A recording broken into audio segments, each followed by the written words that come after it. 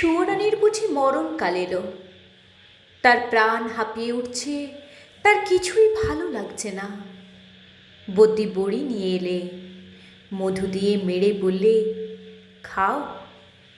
সে ঠেলে ফেলে দিলে। রাজার কানে খবর গেল।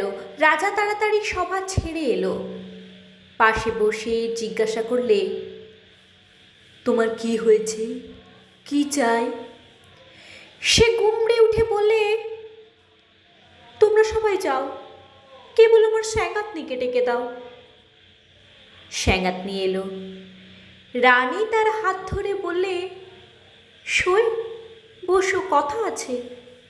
স্যাঙাতনি বললে, প্রকাশ করে বলো। সুয়োরানী বললে, আমার 7 মহলা বাড়ির একটি ধারে 3টে মহল ছিল দুয়োরানীর, তারপরে হলো 2টো, তারপরে হলো 1টা, তারপরে রাজবাড়ি থেকে সে বের হয়ে গেল। তারপরে দুয়োরানীর কথা আমার আর মনেই রইল না। তারপরে একদিন দোল যাত্রা। নাট মন্দিরে যাচ্ছি ময়ূরপঙ্খী চড়ে। আগে লোক, পিছে লস্কর, ডাইনে বাজে বাঁশি, বাঁয়ে বাজে মৃদঙ্গ। এমন সময় পথের পাশে, নদীর ধারে, ঘাটের ওপরটিতে দেখি একখানি কুঁড়ে ঘর, চাপা গাছের ছায়ায়, বেড়া বেয়ে অপরাজিতার ফুল ফুটেছে। দুয়ারের সামনে চালের গুঁড়ো দিয়ে শঙ্খচক্রের আলপনা। আমার ছত্রধারিণীকে শুধুলেম, আহা, ঘরখানি কার? সে বললে, দুয়োরানীর। তারপরে ঘরে ফিরে সন্ধ্যার সময় একলা বসে আছি। ঘরে প্রদীপ জ্বালেনি, মুখে কথা নেই। রাজা এসে বললে, তোমার কি হয়েছে, কি চাই? আমি বললাম, এই ঘরে আমি আর থাকবো না। রাজা বললে, আচ্ছা বেশ, আমি তোমার জন্য কোঠা বাড়ি বানিয়ে দেবো গজতন্ত্রের দেওয়াল দিয়ে। শঙ্খের গুঁড়োয় মেঝেটি হবে দুধের ফেনার মতো সাদা।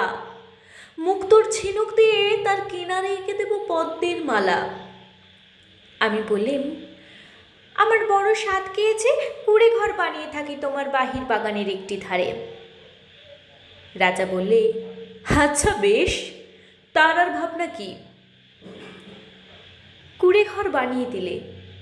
সে ঘর যেন তুলে আনা বনফুল, যেমনি তৈরি হলো অমনি মুষড়ে গেল।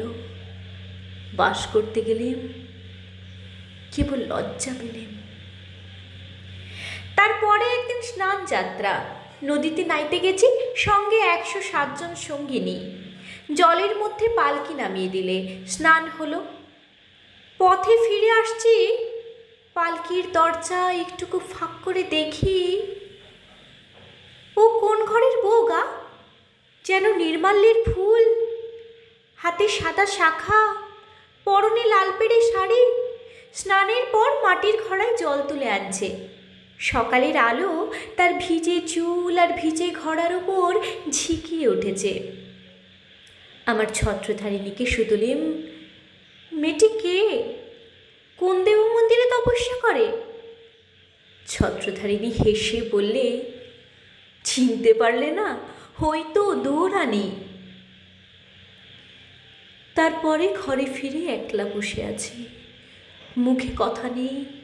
রাজা এসে বললে, তোমার কি হয়েছে, কি চাই? আমি বললাম, আমার বড় স্বাদ, রোজ সকালে নদীতে নিয়ে মাটির ঘড়ায় জল তুলে আনবো বকুলতলার রাস্তা দিয়ে। রাজা বললে, আচ্ছা বেশ, তার আর ভাবনা কি? রাস্তায় রাস্তায় পাহারা বসলো, লোকজন গেল সরে। সাদা শাখা পরলেম আর লাল পেড়ে শাড়ি। স্নানের পরে মাটির ঘড়ায় জল তুলে আনলেম। দুয়ারের সামনে মনের দুঃখে ঘোড়া আছড়ে ভাঙলেম। যা ভেবেছিলেম তা হলো না, শুধু লজ্জা পেলেম। তারপরে একদিন রাসযাত্রা। মধুবনে জ্যোৎস্না রাতে তাঁবু পড়ল। সমস্ত রাত নাচ হলো, গান হলো।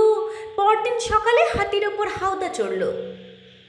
পর্দার আড়ালে ঘরে ফিরছি, এমন সময় দেখি বনের পথ দিয়ে কে চলেছে, তার নবীন বয়স, চূড়ায় তার বনফুলের মালা, হাতে তার ডালি, তাতে শালুক ফুল, তাতে বনের ফল, তাতে ক্ষেতের শাক।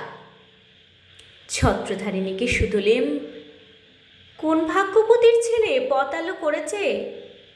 ছত্রধারিণী বললে, জানো না, ওই তো দুয়োরানির ছেলে, ওর মার জন্য নিয়ে যাচ্ছে শালুক ফুল, বনের ফল, ক্ষেতের শাক।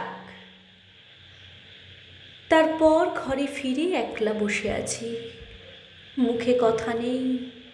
রাজা এসে বললে, তোমার কি হয়েছে, কি চাই? আমি বললাম, আমার বড় স্বাদ, রোজ খাবো শালুক ফুল, বনের ফল, ক্ষেতের শাক, আমার ছেলে নিজের হাতে তুলে আনবে। রাজা বললে, আচ্ছা বেশ, তার আর ভাবনা কি? সোনার পালঙ্কে বসে আছি, ছেলে ডালি নিয়ে এলো, তার সর্বাঙ্গে ঘাম, তার মুখে রাগ, ডালি পড়ে রইল। লজ্জা পেলেম। তারপর আমার কি হলো কি জানি, একলা বসে থাকি, মুখে কথা নেই। রাজা রোজ এসে আমাকে শুধায়, তোমার কি হয়েছে, কি চাই? সুরানি হয়েও যে কি চাই সে কথা লজ্জায় কাউকে বলতে পারিনি, তাই তোমাকে ডেকেছি সাঙ্গাতনি, আমার শেষ কথাটি বলি তোমার কানে। ওই দুয়োরানির দুঃখ আমি চাই। সাঙ্গাতনি গালে হাত দিয়ে বললে, কেন বলো তো? সুরানি বললে,